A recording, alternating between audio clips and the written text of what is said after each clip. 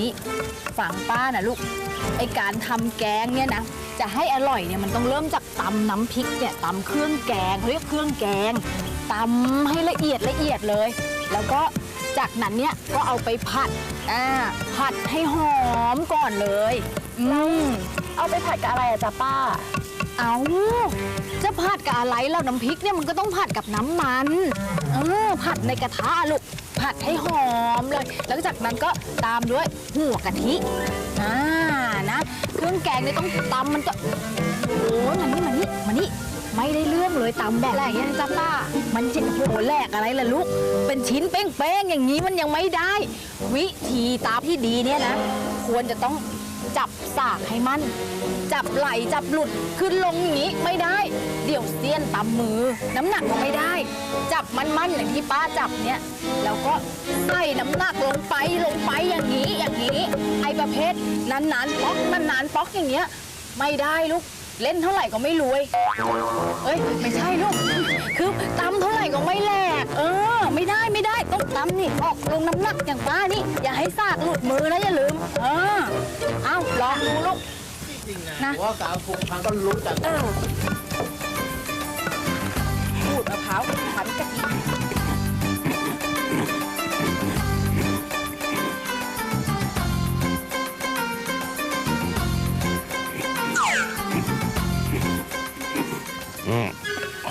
กำลังที่จริงเมียกำลังก็น่ารักดีนะพูดอย่างนี้เดี๋ยวก็ได้ต้อยปากกันอีกมาจันนี่จ้าเสื้อดึงขึ้นหน่อยมะพร้าวโผล่ออกมาดึงขึ้นหรือดึงลงดึงขึ้นกำลังอยากเข้าใจผิดนะไม่ได้หมายมันเขาไม่ได้ดูมะพร้าวนะคือหมายถึงว่าเมียกำลังเนี่ยนั้นน่าจะเป็นแม่สีเรืองเข่งแล้วก็คิดถึงเมียว่าหนาเสียอะไรแม่ลาหวังไม่น่าอายุสั้นไม่ได้ดูแลลูกปล่อยเป็นหน้าที่ว่าคงเร็วนะเป็นความผิดว่าหนาที่ตามใจลาหวังมากเกินไปนะนี่แสดงว่าหรือก็มีลูกคนเดียวสินี่คนเดียวฉันก็มีลูกคนเดียวเหมือนกันนะหรอถ้าอย่างนั้นถ้าอย่างนั้นเราสองครอบครัวก็เอางี้ดีกว่าไปดูกล้วยไม้ฝั่งทางนู้นดีกว่านี่โอ้โหบานออกมาตูมเลยไปนี่เสื้อดึงขึ้นแม่คนทำงานนะมันจะมาห่วงอะไรหรอกนะอยากดูมะพร้าวเนี่ย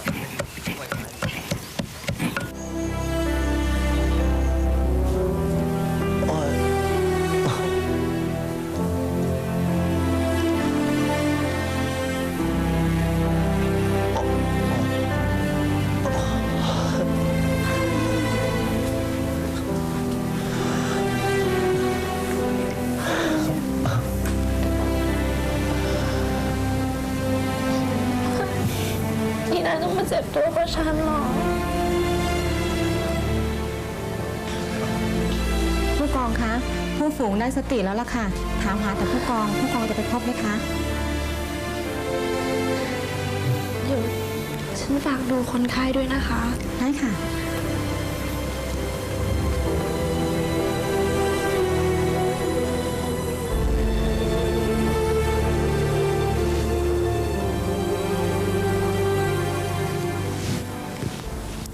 เคยสักนิดจะอินเทรนด์ไอเราน่ารู้ผู้กองครับเป็นไงบ้างคะผมตั้งหากนะครับที่ต้องฝ่ายถามผู้กองกับฝ่ายผู้กองว่าเป็นไงบ้างเขาเจ็บบ้างไหมครับฝูงคะอย่าปฏิเสธผมนะครับผู้กองผมรู้ดี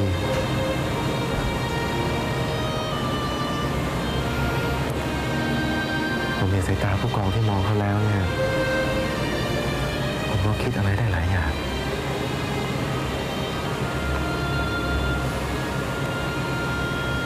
เป็นต้นว่าอะไรที่ไม่ใช่ของเราถึงเราจะไขว่คว้ามันยังไงเนี่ยก็ไม่มีทางจะมาเป็นของเราได้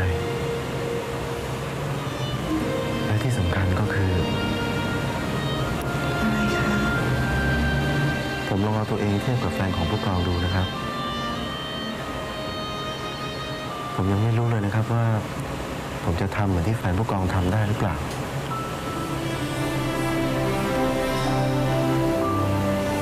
เขาเป็นห่วงผู้กองมากโดยที่เขาไม่นึกถึงตัวเองเลย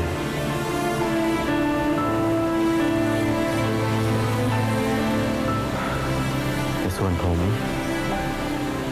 รู้สึกว่าผมนี่มันสุดยอดของความเห็นแก่ตัวเลยนึกถึงแต่ตัวเอง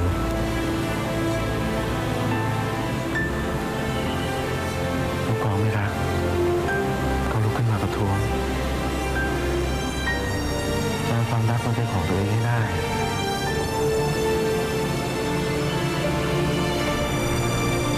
พี่ฝูงคะ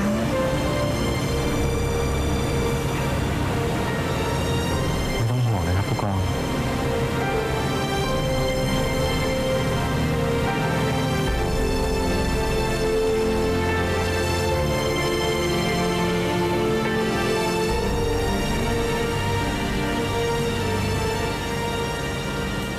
เราจะเป็นเพื่อนที่ดีต่อกันนะครับ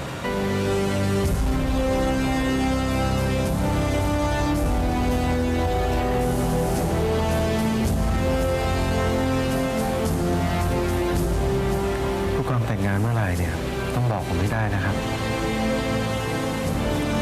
รักกันมากขนาดนี้คงอยู่ไม่นานแล้วผมจะรีบหาให้ทันงานวันแต่งงานของผู้กองนะครับ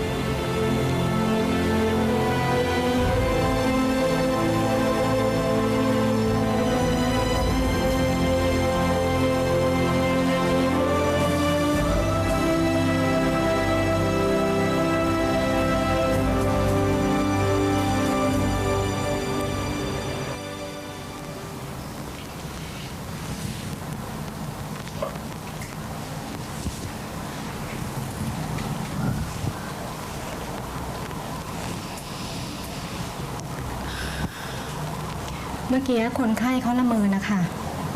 ละเมออะไรคะ เขาละเมอว่าผู้กองยอดรักนะคะมีอะไรให้พี่ช่วยก็บอกนะคะ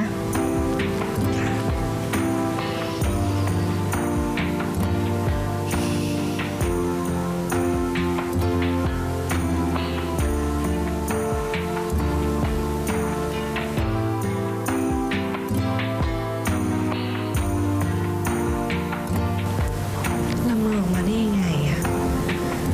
บ้าจริงๆเลยเราเองก็บ้า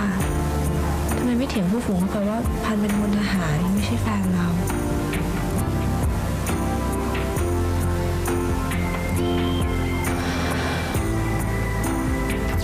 ผมลองเอาตัวเองเทียบกับแฟนของผู้กองดูนะครับ ผมยังไม่รู้เลยนะครับว่าผมจะทำเหมือนที่แฟนผู้กองทำได้หรือเปล่าเขาเป็นห่วงผู้กองมากโดยที่เขาไม่นึกถึงตัวเองเลย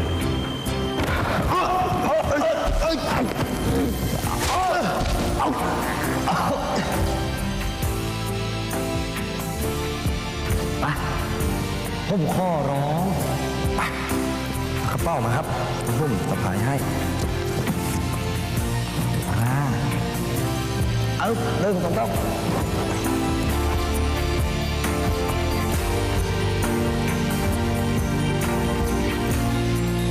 กระทุ่มหรือยังนอนบ้านนะครับ ฉันว่านายแค่จะบ้านะ ผมยอมเป็นบ้าครับ สงสัยจะให้ใครเขาขี่หลังบ่อยๆใช่ไหม ไม่เคยครับ ผู้กองคนแรกผู้กอง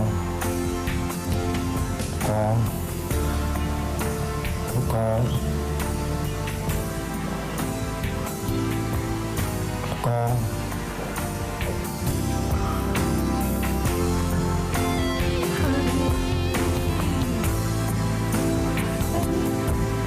ฉันอยู่นี่นะ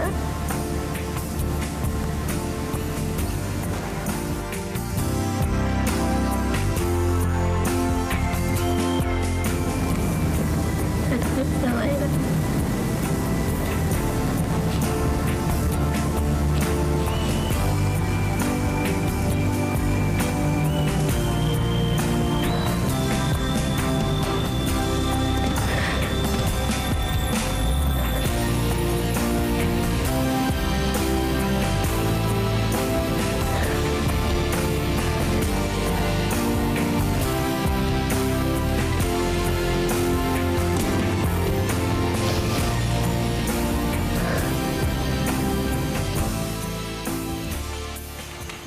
ลูกยายหนู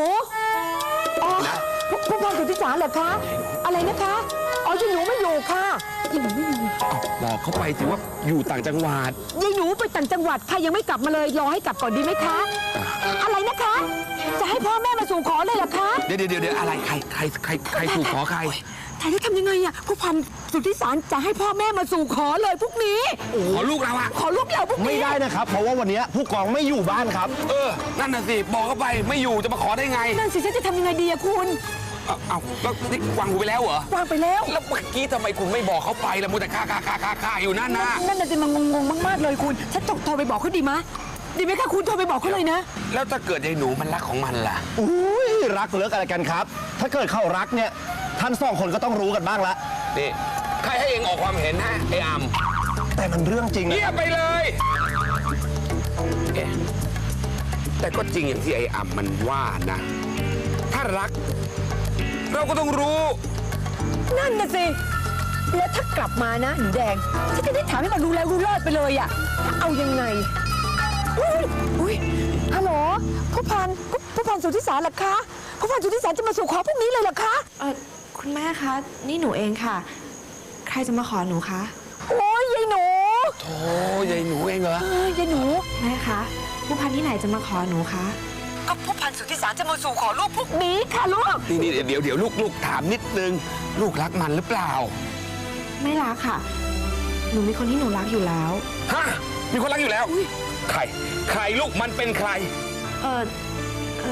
หนูพูดเล่นนะคะ คุณพ่อบอกเข้าไปอย่างนี้แล้วกันนะคะ แล้วเดี๋ยวอีก2-3 วันหนูกลับไปค่ะ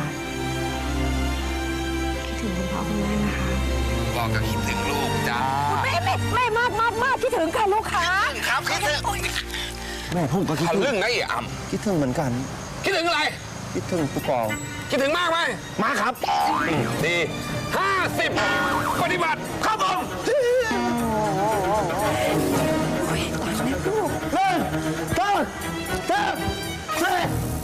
พ่อคุณแม่ค่ะขอโทษ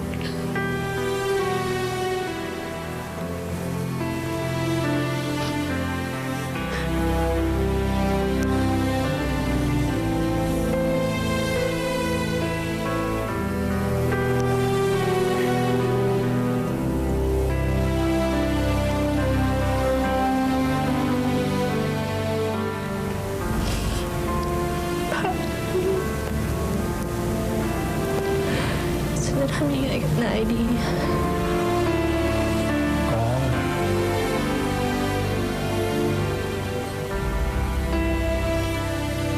กองยอดรักของไอ้พันธุ์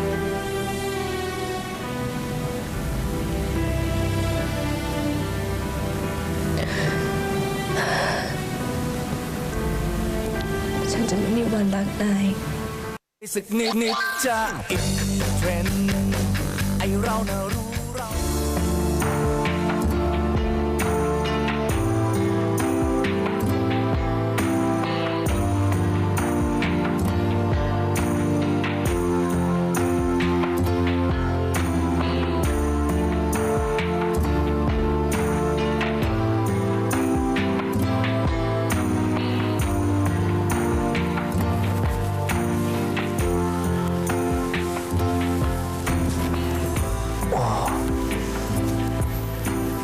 พันฟื้นแล้วเหรอ นอนลงไปก่อนสิจะลุกไปไหน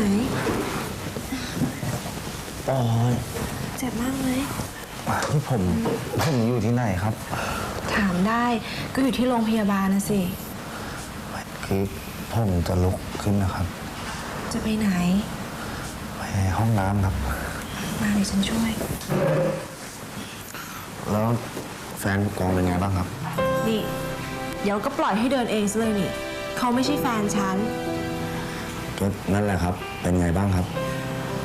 เขาก็ดีขึ้นแล้วนะ ทั้งร่างกายแล้วก็จิตใจ เมื่อกี้ก็เพิ่งไปดูเขามา อย่างนี้ผู้กองก็ต้องไปเฝ้าส่องห้องเลยสิครับ ฉันเฝ้าอยู่ห้องเดียว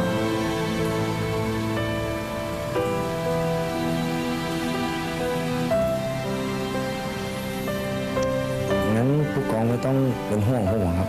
ผมดูแลตัวเองได้ครับ จะให้ฉันโทรตามเมียนายมาเฝ้าไหม ไม่ต้องครับผมผ ขอบคุณครับผู้กอง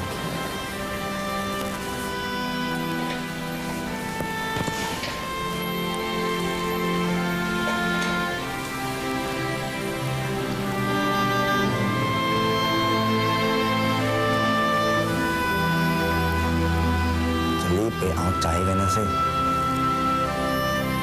ใส่มือวะ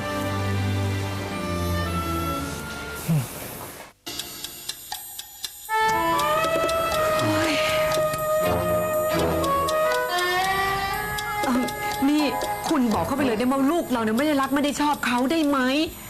จะไปบอกอย่างนั้นได้ยังไง มันเสียมารยาทเอางี้ดีกว่า บอกเขาไปอย่างนี้ดีกว่าว่ายายหนูเนี่ยมีคนรักอยู่แล้ว ไม่ได้ก็ต้องกลับไปโกหกเขาไม่ได้ยังไงก็ไม่ได้ อะไรก็ไม่ได้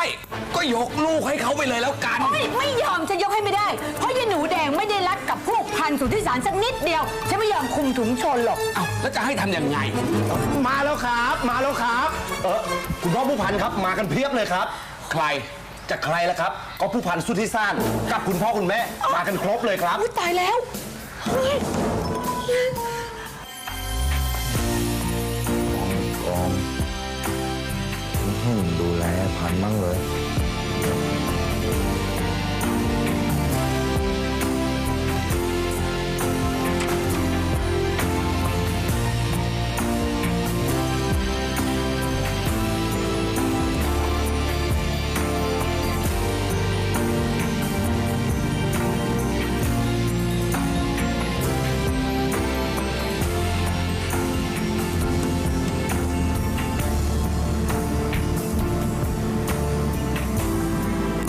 เอ้ยรับไม่หรอกปล่อยให้เดินสขาแทบหลุดเลย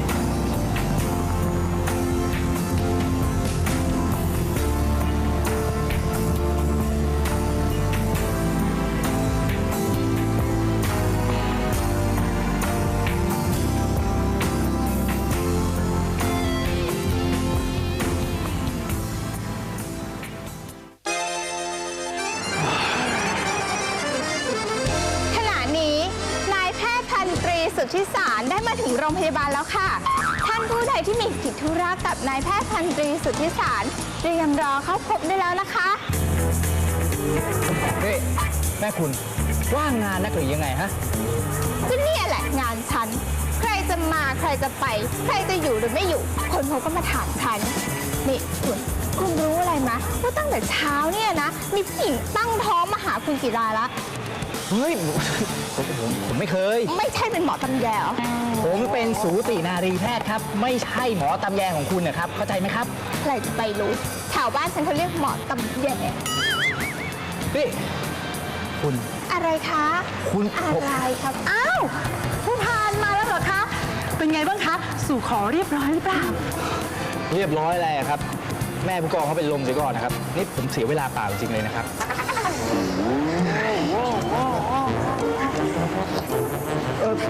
ว่าแต่ว่าผู้กองเขาไปไหนตั้งหลายวันไม่เห็นเลยนะครับ อ้าวแหมว่าที่ผู้มั่นอย่างผู้พันไม่ทราบแล้วเราจะทราบเหรอคะ ใช่ค่ะ ไม่ทราบเหรอคะ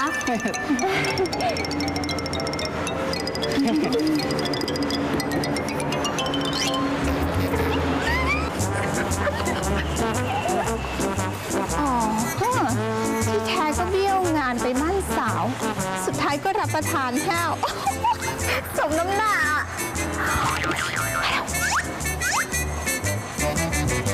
โลกของเธอก็รู้คือโลกที่มันสดใสโรยด้วยกลีบดอกไม้ เราพบกันได้อย่างไรไม่รู้ แล้วที่ยิ่งกว่านั้น ฉันไม่เคยคาดคิด ขอบคุณจากใจจริงๆ ที่ใจเธอมีฉันอยู่ ฉันเป็นแค่คนต่ำต้อย เป็นแค่แสงไฟดวงน้อยส่องทางใกล้ๆให้เธออาจพบ เ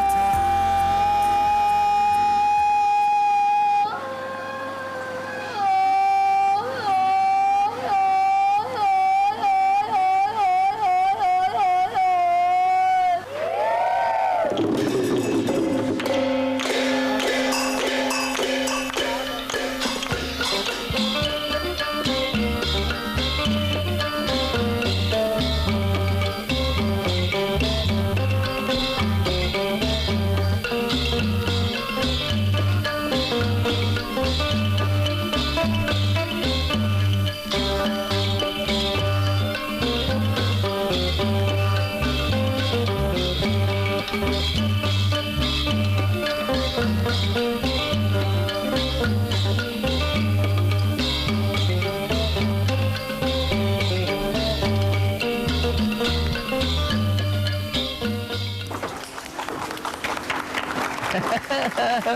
อบคุณครับ ขอบคุณ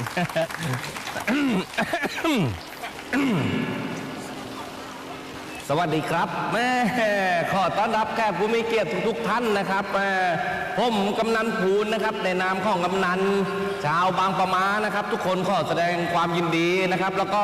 ขอต้อนรับเข้าสู่งานประกวดลูกสาวบ้านไร่หัวใจติดดินนะครับ นั่งแหววหยุดกินเดี๋ยวนี้ออกมานี่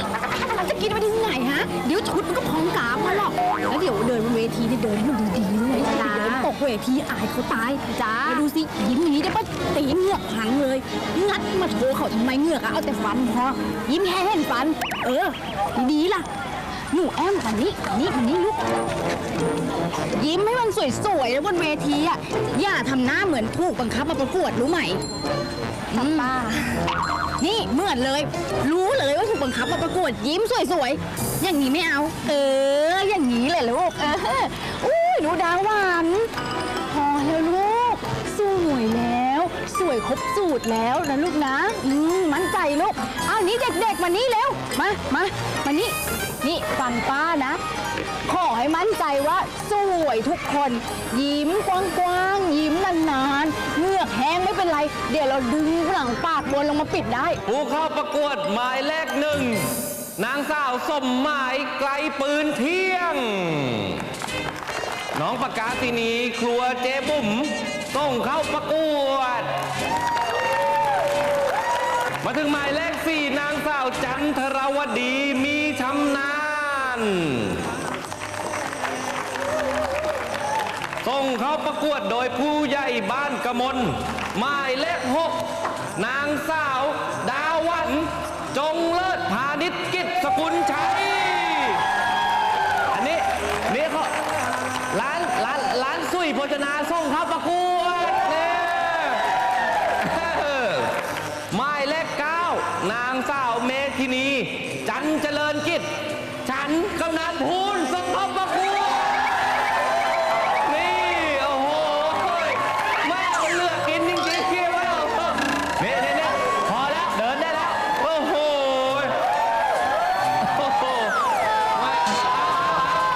เดี๋ยวก็หัวทิ่มหัวตำพอกลับมาได้แล้วหมายเลข10นางสาวออนวิสาสมฤทัยเอาอันนี้แม่จันเมียฉันส่งเข้าประกวดเอาแม่น้องแอฟหนูแอมนี่เดินนี่หยุดเดี๋ยวหันกันไปไหมเดินยิ้มสวยๆยิ้มสวยยิ้มไม่เดินไม่เดินไม่ยิ้มหน่อยเต็มใจหน่อยลูกเต็มใจหน่อยนี่จับฉันยิ้มไม่สวยเลยกูสอนแล้วว่ามันเอาขอเสียงตบมือให้กับผู้เข้าประกวดทุกท่านอีกครั้งหนึ่งครับขอบคุณครับเอาละขออนุญาตนะคะ ขอเชิญตัวคุณพันหน่อยค่ะเชิญค่ะ ขอเชิญพยาบาลทุกท่านที่ห้องฉุกเฉินด่วนมากค่ะไม่ตายละถ้ายังไงพี่ฝากผู้กองเช่นตัวคุณพันหน่อยนะคะประกาศอย่างนี้แสดงว่ามีอุบัติเหตุใหญ่นะคะฝากด้วยนะคะค่ะเลี้ยวตัวจริงๆเลย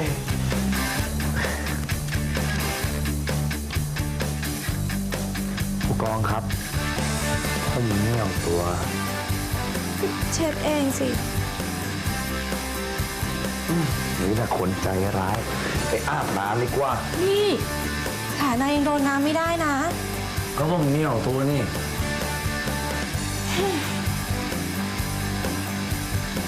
ถอดเสื้อออก อดไม่ไหวครับมันเจ็บแผล เราได้ทำยังไง ถอดให้หน่อย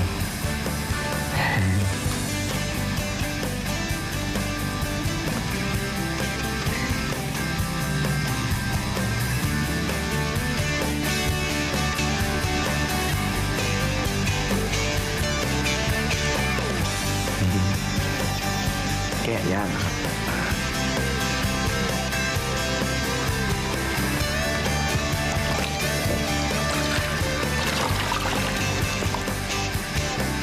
อ้าว ไม่ถอดเสื้อเหรอ ก็มันถอดไม่ได้อะครับ ถอดก็ได้ก็ถอดมันนานแล้ว มันเจ็บแผลครับ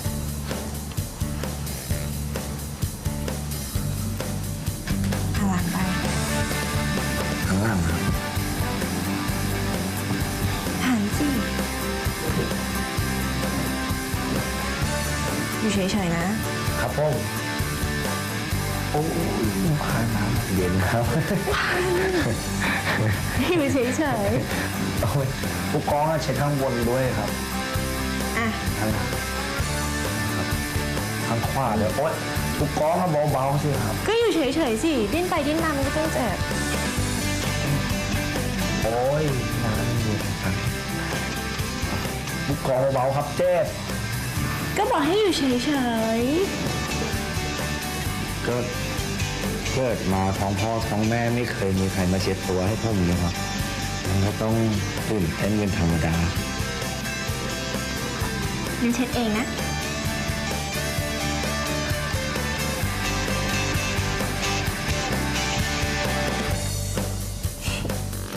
นายพันธุ์ ครับ เช็ดยังไงแล้วมันจะหายเหนียวเหรอ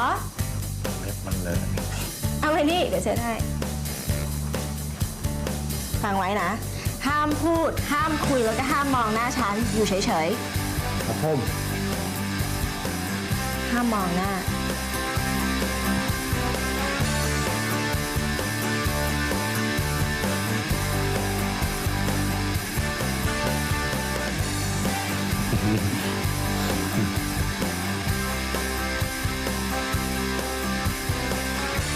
สาธุ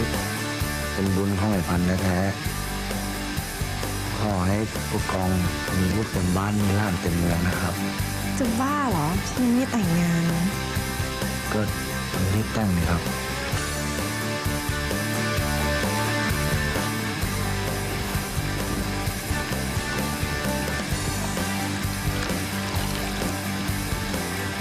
กองครับ ไม่ทาแป้งให้ผมหน่อยครับ เรื่องเยอะจริงๆเลยนะ แบมือมา แบบไหนครับผม แบมือมา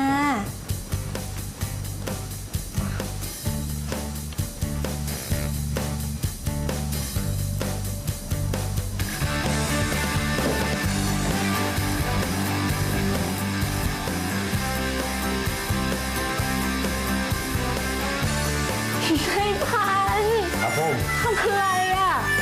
มันหอมนะผู้กองเชื่อลองมาดมดูสิเฮ้ย บ้า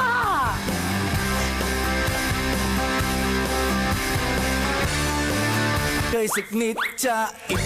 เทรนด์ไอเราน่ะรู้ นี่คุณคราวหน้าใช้มุกเป็นลมไม่ได้แล้วนะ คุณพูดถึงอะไรอ่ะ จะหมายถึงอะไรก็หมายถึงลูกของเราอะสิสักวันก็ต้องมีคนมาขออีก ไม่ใช่แต่ไอ้ผู้พันสะพานควายไอ้ผู้พันสุทธิสารนี่หรอก แล้วคุณจะทำยังไงไม่ยกให้เขาไม่ได้แล้วนะ ฉันก็เรียกสินสอดให้มันแพงๆไปเลยอ่ะทำไมเหรอ 10,000 10,000 10,000แม้ยิ้มระลื่น ผมกลืนลงคอ คุณพ่อครับผมแย่ คุณแม่ครับผมจน 10,000ผมเหลือทน ไม่ขอดิ้นรนเพราะคนขายลูกกินตับจ่าปลาแล้ว น้องแก นี่เธอว่าฉันขายลูกกินเหรอ โอ้ยหาไม่ได้ครับคุณนายครับอ้ำแค่ร้องเพลงประกอบเฉยๆไม่เกี่ยวกับใครเลยครับ แม่พอร้องเพลงนี้ขึ้นมาก็คิดถึงไอ้พันธุ์มันนะครับเนี่ย ทำไม ไอ้พันธุ์มันมาเกี่ยวอะไรด้วย พูดถึงชื่อมันทำไม ไม่พูดก็ได้ครับ แล้วผมก็จะไม่ร้องเพลงด้วยขอโทษครับ เหนียวให้มองอะไร พี่ยุพินเห็น าสัมพันธ์คนใหม่ของโรงพยาบาลเราหรือยังอ๋อที่ชื่อสีวันใช่ไหมคนนั้นนั่นแหละฉันเจอแล้วเนี่ยถ้าทำไม่เบาเลยนะยังไงเหรอก็เขากล้าประกาศออกไมค์ประจานผู้พันสื่อที่สารที่เข้ามาทำงานสายแล้วสินี่เห็นพี่ธุรการนะบอกว่าวันแรกที่มาก็ไปมีเรื่องกับผู้พันสื่อที่สารที่ห้องธุรการด้วยล่ะรับรองเราจะต้องได้ดูมวยคู่เอกทุกวันแน่ๆยายคิดเลยก็สนุกเลยล่ะมันจะเหมือนในนิยายหรือเปล่าคะที่ตอนแรกอะพระเอกกับนางเอกจะต้องทะเลาะกันก่อนแล้วก็ลงเอยกันความรักอะมันก็จะมักจะมีอุปสรรคนะคะทั้งจากตัวอิจฉาแม่ผัวตัวแสบแต่ไม่ว่าจะมากมายขนาดไหนนะคะทั้งคู่ก็สามารถผ่านอุปสรรคไปได้ไหวไหมเนี่ยดูนิยายมากไปหรือเปล่ายังมีต่ออีกนะคะภาค2อะมันจะมีตัวอิจฉาเพิ่มขึ้นมาอีกตัวหนึ่งค่ะมันจะตบเลยนะคะทำผมต่อจ้าขอโทษค่ะแต่เต้าว่านะคะพระเอกจะต้องเป็นแบบซาดิสค่ะชอบแบบตบจูบเต้าค่ะ เกียรติฮัลโหลอะไรนะสร้างนัดวันพรุ่งนี้แล้วทำไมเองไม่บอกข้าก่อนวะก็ต้องไปอะสิเดี๋ยวไว้วันพรุ่งนี้เจอกันแล้วกันแค่นี้นะเกียรตินะเกียรตินัดกระชั้นชิดอีกแล้วโอ้ย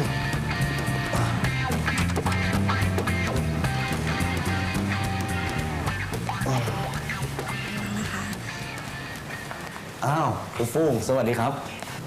ผมกำลังจะกลับนะครับก็เลยถือโอกาสมาลาขอโทษสำหรับเรื่องที่เกิดขึ้นนะครับ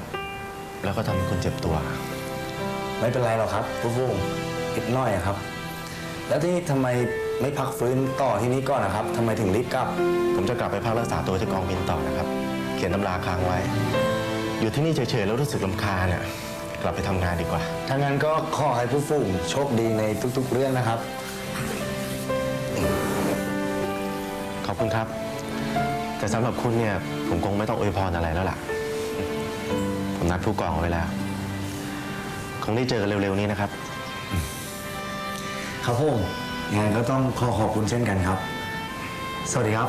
ครับอ๋อไม่เป็นไร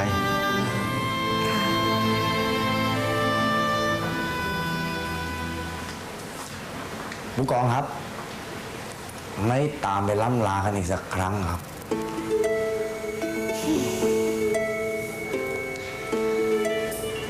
หรือว่าล่ำลากันเรียบร้อยแล้วผู้กองครับผู้กองเสร็จธุระที่นี่เรียบร้อยแล้วใช่ไหมครับผมใช่มีอะไรอ่ะ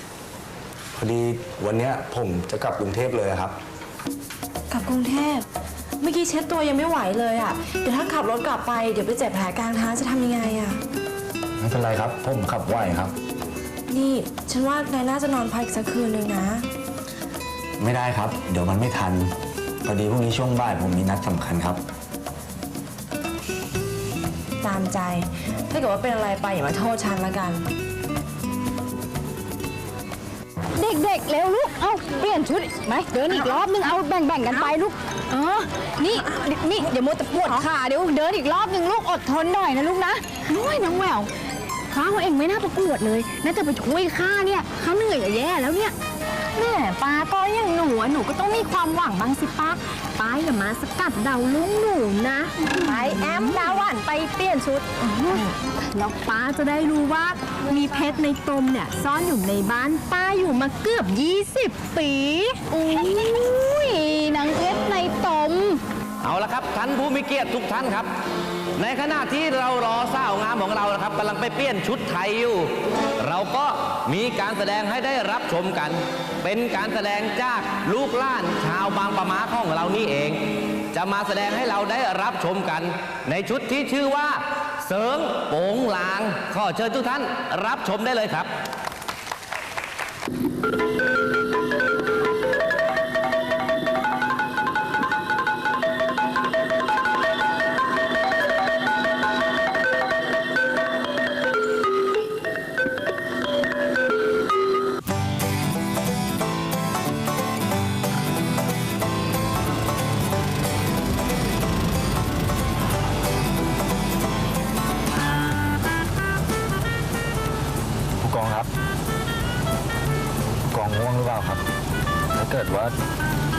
กองง่วงขึ้นย้ายไปนั่งข้างหลังก็ได้นะครับ จะได้หลับยาว นี่ที่ฉันมานั่งข้างหน้ากับนายเนี่ยก็เพราะว่าฉันกลัวนายหลับในแต่ถ้าเกิดว่านายรำคาญฉันเดี๋ยวฉันไปนั่งข้างหลังก็ได้ ผู้กอง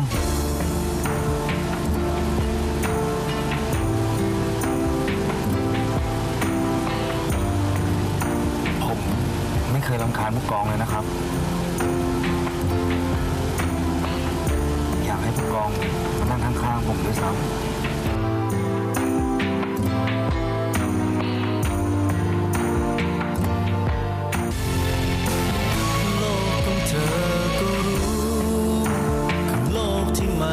สดใส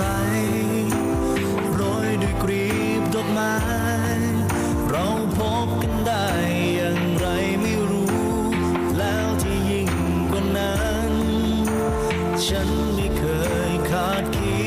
ดขอบคุณจากใจจริงๆที่ใจเธอมีฉันอยู่ฉันเป็นแค่คนต่ำต้อย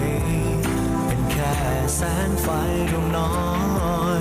ส่องทางใกล้ๆให้เธออาจพอไม่ทัน